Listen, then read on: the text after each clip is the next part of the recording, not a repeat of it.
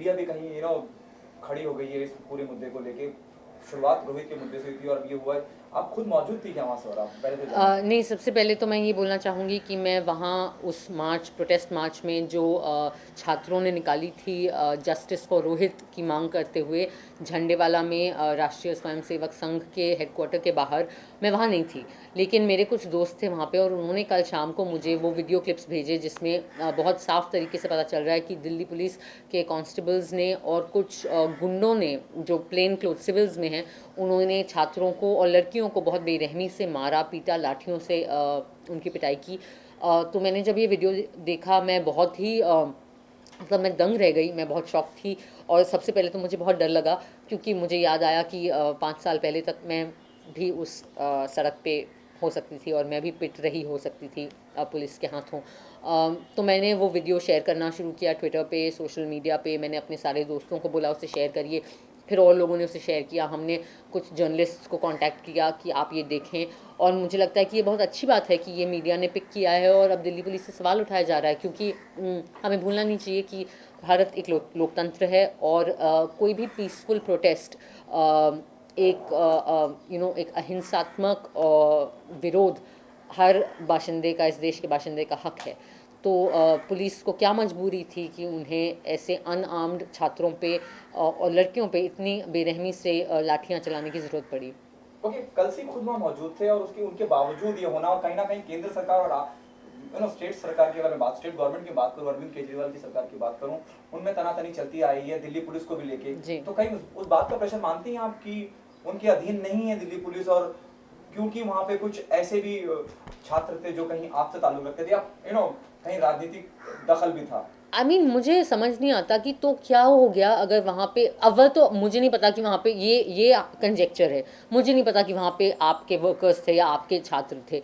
लेकिन हर हर young person जिसका एक दिमाग होता है वो किसी ना किसी पॉलिटिक्स का होता है। आखिरकार हम सब वोट देते हैं और हम सब किसी पॉलिटिकल पार्टी को ही वोट देते हैं, और हम इसलिए वोट देते हैं क्योंकि हम एक लोकतंत्र हैं और हमें अपनी सरकार बनानी होती है। तो जब हमने सरकार चुनी है, एक लोकतांत्रिक सरकार चुनी है, तो इसमें क्या बुरा है कि हम उस सरकार से सवाल पूछें। तो इवन अगर वहाँ पे आपके लोग मौजूद थे या दूसरे राजनीतिक दलों से छात्र मौजूद थे, तो इसका ये मतलब तो नहीं है कि आप उनकी पिटाई कर देंगे। वो कोई कानून नहीं तोड़ रहे हैं, वो वहाँ पे एक अहिंसात्मक विरोध कर रहे हैं जो कि आपके ही संविधान के मतलब तहत उनको वो हक मिला है इस देश का नागरिक होने के वजह से। तो इसमें क्या बुरा हो गया? तो मुझे समझ ही नहीं आ रहा कि पुलिस ने किस कारणवश इतना ड्रकोनियन जिसे कहते हैं और इतना एक्सट्रीम एक्शन लिया।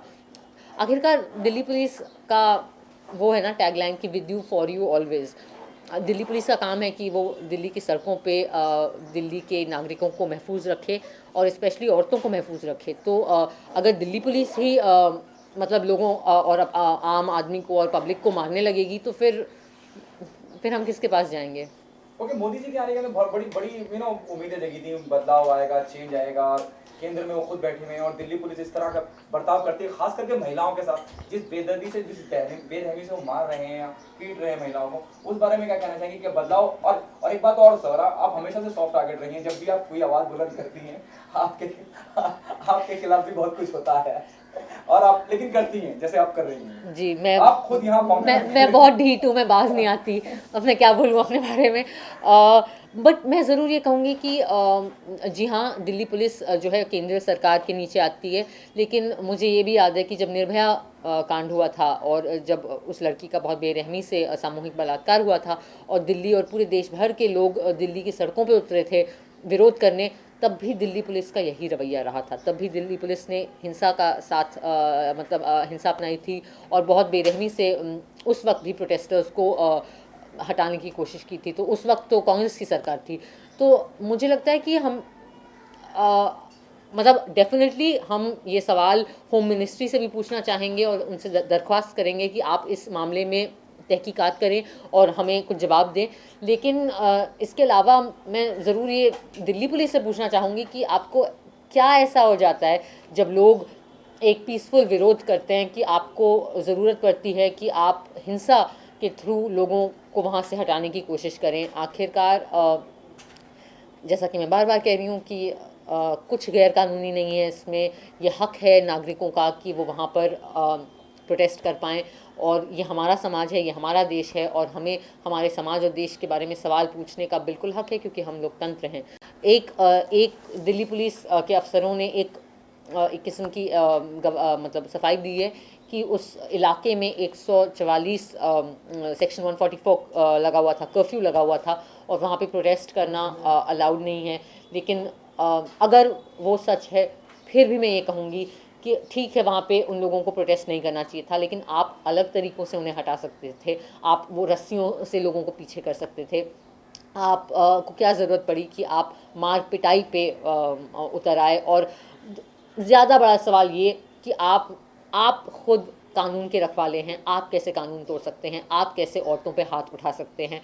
और आप गुंडों का सहारा कैसे ले सकते हैं? कौन थे वो लोग जो कि सिविल्स में थे, प्लेन क्लोथ्स में थे? जब पुलिस वालों से पूछा गया, वहाँ पे डीसीपी कलसी साहब खुद थे, उन्होंने कहा कि मैंने देखा ही नहीं। ये पता नहीं कैसे हो सकता है, क्योंकि उनकी नज़रों के सामने हो रहा था।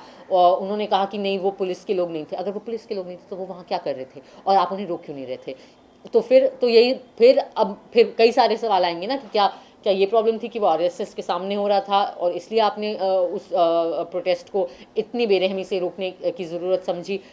तो मुझे लगता है कि दिल्ली पुलिस की जिम्मेदारी है कि वो हमें जवाब दें, और वो जो गुंडे थे उनको उनके खिलाफ कार्यवाही हो, और वो जो हवलदार थे, वो जो कांस्टेबल्स थे जिन्होंने लड़कियों को मारा स्पेशली, और स्टूडेंट्स को मारा, कि उनके खिलाफ भी कार्यवाही होनी चाहिए।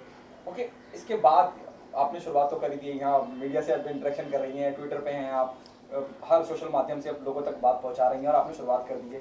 क्या आगे लेके जाने की तैयारी है आपको इस लड़ाई को, खास करके जो दिल्ली में हुआ? मुझे लगता है कि मैंने सिर्फ अपनी आवाज़ एक ज़िम्मेदार नागरिक और एक कंसर्न्ड सिटीज़न के तहत उठाई है। मैं ख़ुद दिल्ली में पढ़ी हूँ, शायद इसलिए मुझे थोड़ा ज़्यादा लगा कि अरे ये क्या हो गया। बट हाँ जी हाँ, मैं वहाँ पे नहीं थी, लेकिन मेरे कई दोस्त वहाँ पे थे। वो लोग इस चीज़ को फॉलो अप करेंगे, और हम सबकी यही उम्मीद है कि हम वो सवाल पूछते रहें जब तक कि हम सरकार को और दिल्ली पुलिस को कुछ जवाब देने पे और कुछ कार्यवाही करने पे हम उन्हें मजबूर ना करें, या हम बट मैं ये भी कहना चाहूँगी कि हम सिर्फ बतौर नागरिक और बतौर सिविल सोसाइटी अपना काम कर रहे हैं। इसलिए तो हमने आपको वोट दिए थे ना, कि आप संवैधानिक तरीके से हमारे देश पर राज करें, और संवैधानिक तरीके से लॉ एंड ऑर्डर मेंटेन करें हमारे शहरों में। तो अगर आप संविधान को भूल जाएंगे और आप गैर संवैधानिक कार्यवाही करना शुरू करेंगे, तो वोटर होने के नाते हमारी जिम्मेदारी है कि हम आपको याद दिलाएं कि संविधान में क्या लिखा था।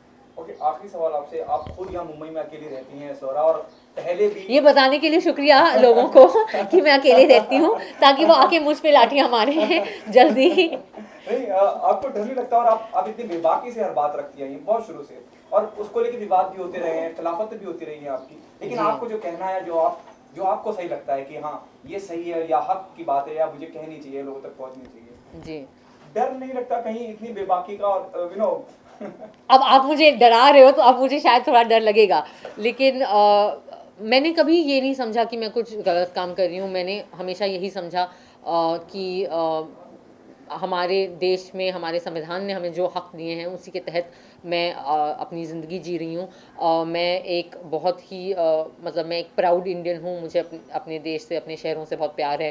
मैंने कभी ये नहीं सोचा कि मैं कहीं और चले जाऊँ, किसी दूसरे देश में जाके रहूँ। मैंने श्याम बेनेगल सर के निर्देशन में संविधान नामक एक टीवी सीरीज़ था, उसकी एंकरिंग भी करी थी, और तब मैंने, इसलिए मुझे संविधान मैं इतना कहती हूँ क्योंकि उसको करने के वक्त मुझे समझ में आया कि हम कितने खुशकिस्मत हैं कि हम भारत जैसे देश में के बाशिंदे हैं, जिसका एक इतना बेहतरीन आईन और इतना बेहतरीन संविधान है, जो इतना प्रगतिशील है, और जो इतने अच्छे से हमारे समाज को एक रास्ता दिखाता है कि इस रास्ते पे चलो, ऐसा समाज, ऐसा देश बनाओ। तो हाँ, शायद मुझे बहुत ख़राब लगता है जब मैं आसपास समाज में देखती हूँ ऐसी चीज़ें जो इतनी दुखदायक हैं और गैर संवैधानिक हैं, और मुझे लगता है एक पढ़े लिखे नागरिक और एक जागरूक नागरिक होने के नाते ये मेरी जिम्मेदारी है कि मैं हमारे सरकार से और हमारे इंस्टीट्यूशन से सवाल उठाते रहूं, क्योंकि मैं हर साल वोट देती हूँ, मतलब हर 5 साल। ओके, लास्ट 2 सवाल। आप इतनी दुबली कैसे हो रही हैं? दूसरा, प्रेम रतन धन पायो के बाद क्या हुआ, देख ना पाए? आपका पहला सवाल कि मैं मतलब अब मैं क्या बोलूँ कि ये वो विडंबना और ये वो कहते हैं आयरनी है कि मैंने इतनी डाइटिंग करी और इतनी एक्सरसाइज करी, लेकिन फाइनली सारा वेट मैंने जॉन्डिस के थ्रू लूज़ किया, मुझे पीलिया हो गया और तब मैं पतली हुई। बट आई होप मैं ये मेंटेन कर पाऊँ। और दूसरा कि प्रेम रतन धन पायो जो मेरी आखिरी रिलीज़ थी, उसके बाद अब मेरी अगली रिलीज़ है नील बटे सन्नाटा, अप्रैल 22 को। बहुत ही बेहतरीन खूबसूरत फिल्म, और उसके बारे में मैं ज़रूर आप सबसे बात करूँगी जब रिलीज़ के जब हम समीप आ जाएंगे। और इसके अलावा मैं अनारकली आरावाली नाम की फ़िल्म की शूटिंग कर रही हूँ। इनफैक्ट मैं जल्दी निकलने वाली हूँ वापस शूट पे जाने के लिए, और कुछ स्क्रिप्ट्स पढ़ रही हूँ, कुछ एक ऑफिशियल अनाउंसमेंट्स हैं जो अगले 1 महीने के अंदर हो जाएंगी। That's what's going on. Okay, Nil Battey Sannata, Anarkali, आरी वाली, अलग अलग तरह के एकदम मुख्तलिफ टाइटल, इंटरेस्टिंग टाइटल। क्या उतना ही इंटरेस्टिंग फिल्म होने वाली है? और आपके डेफिनेटली किरदार डेफिनेटली नील बटे सन्नाटा एक बहुत ही बेहतरीन और खूबसूरत फिल्म है। ये अपने मुंह मियाँ मिट्ठू है, लेकिन मुझे इसके लिए चाइना में बेस्ट एक्ट्रेस का अवार्ड भी मिल चुका है सिल्क रोड फिल्म फेस्टिवल पे। बट ऑफ कोर्स वो अवार्ड पूरी फिल्म को जाता है। एक कहानी है एक माँ की, और मैं वो माँ हूँ, 15 साल की लड़की की माँ का रोल किया है मैंने। मेरे लिए बहुत चैलेंजिंग रोल था ये। ऑफ कोर्स कई लोगों ने मुझे कहा कि ये करियर खुदकुशी भी है, क्योंकि कौन सी एक्ट्रेस अपनी उम्र से बढ़कर रोल करती है, और वो भी 15 साल की बच्ची की माँ का।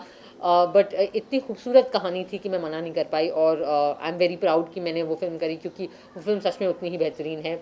और नील बटे सन्नाटा का क्या मतलब है ये आप लोगों को पता करना चाहिए, क्योंकि बहुत ही इंटरेस्टिंग टाइटल है, और उसका मतलब भी बहुत प्यारा सा है।